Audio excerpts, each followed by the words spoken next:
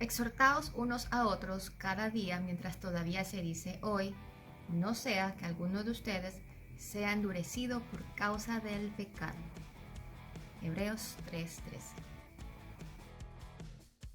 Hola, ¿cómo están? El Señor los bendiga. Bienvenidos nuevamente a este espacio al que he llamado Hablemos de. Una de las situaciones diarias con las que lidiamos y de las cuales escucho muy poco hablar es sobre por qué si hemos escogido el camino angosto nos ofende tanto que nos corrijan. ¿Por qué?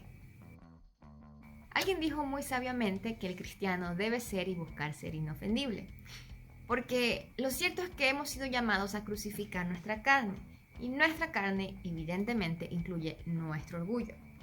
Y me gustaría decir que está de más decirlo, pero lo cierto es que parece que se nos olvida, o más bien parece que es algo en lo que no hemos considerado en lo que yo llamaría las implicaciones de crucificar nuestra carne.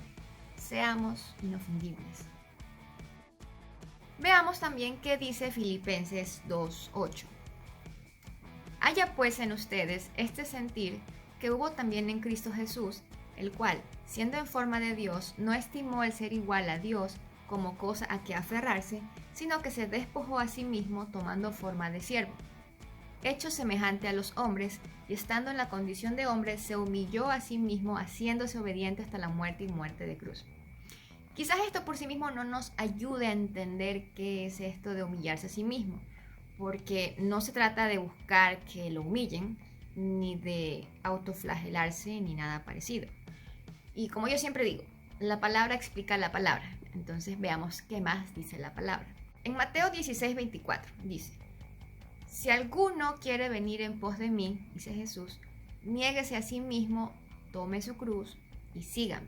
Y esto, para ponerlo en contexto, lo dijo mientras hablaba de lo que habría de padecer, como podemos ver 3 versículos antes. En el versículo 21 dice: Jesús declaraba a sus discípulos que le era necesario ir a Jerusalén y padecer mucho de los ancianos, de los principales sacerdotes y de los escribas, y ser muerto y resucitar al tercer día.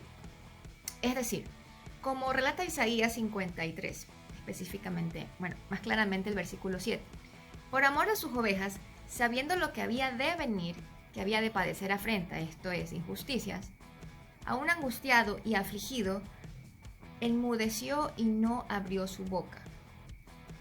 Y no, tampoco se trata de ser masoquistas, sino que es sobre reconocer que lo que el Señor permite en nuestras vidas verdaderamente obrará para un bien mayor.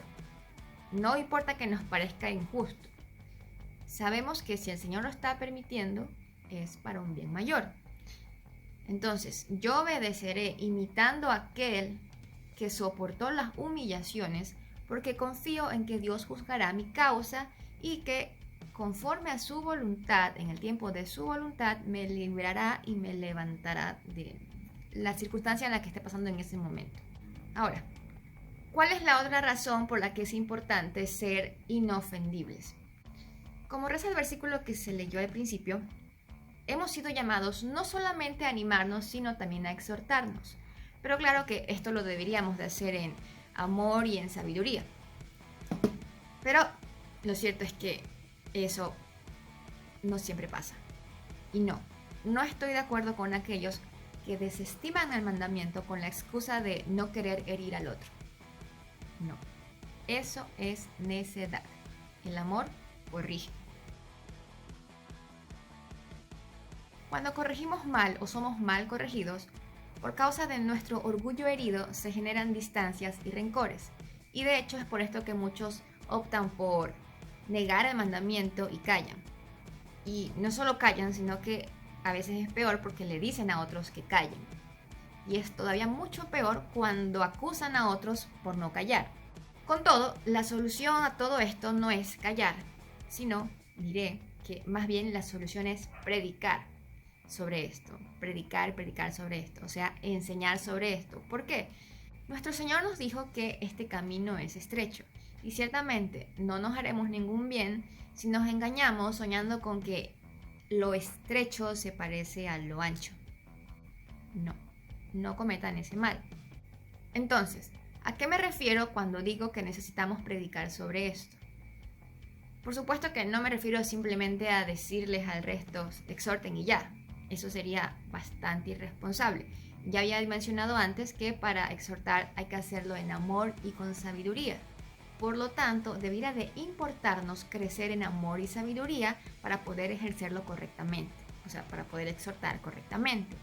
Y esto en cuanto a lo que nos concierne a nosotros, porque aunque nos esforcemos en exhortar en amor y sabiduría, habrá quienes nada esforzados nos van a exhortar terriblemente.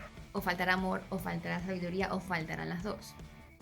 Entonces, debemos aprender a ser pacientes con aquellos que se equivocan al exhortarnos. Y no importa las razones o los motivos por los cuales hicieron mal.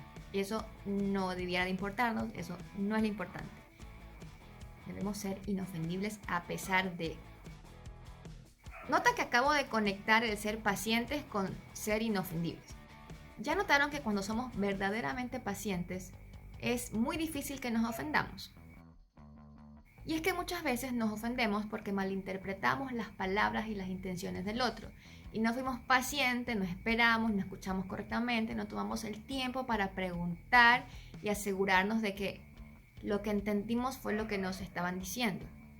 Y no usen la excusa de que lo que la otra persona dijo era bastante obvio y de ley que era con mala intención, porque por eso seguimos como seguimos. No supongas nada, no juzgues por apariencia.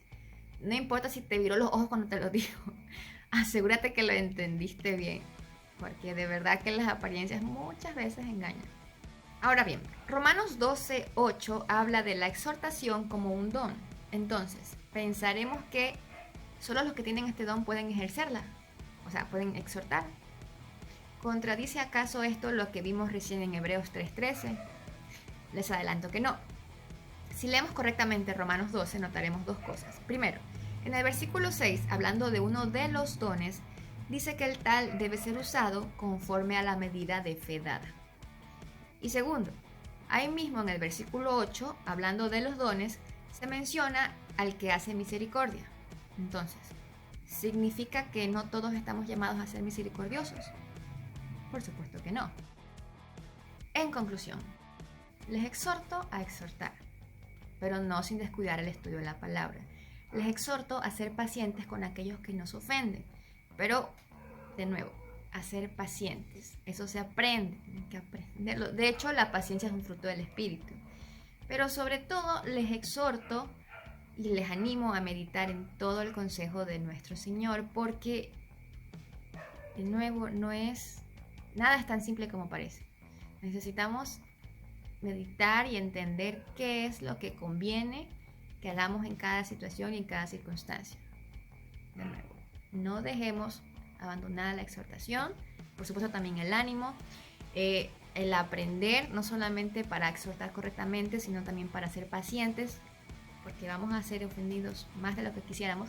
Sobre todo si ponemos en práctica el exhortarnos, vamos a ser mucho más ofendidos todos los días, hasta que crezcamos. Tenemos que crecer y cuando vayamos creciendo, unos en paciencia, más inofendibles, y otros en conocimiento, y van a dar buenas exhortaciones a tiempo y a destiempo, correctamente como el Señor manda. Sin más que decir por ahora, Dios los bendiga. Espero verlos en un próximo episodio para que hablemos de. Por ahora, bye bye.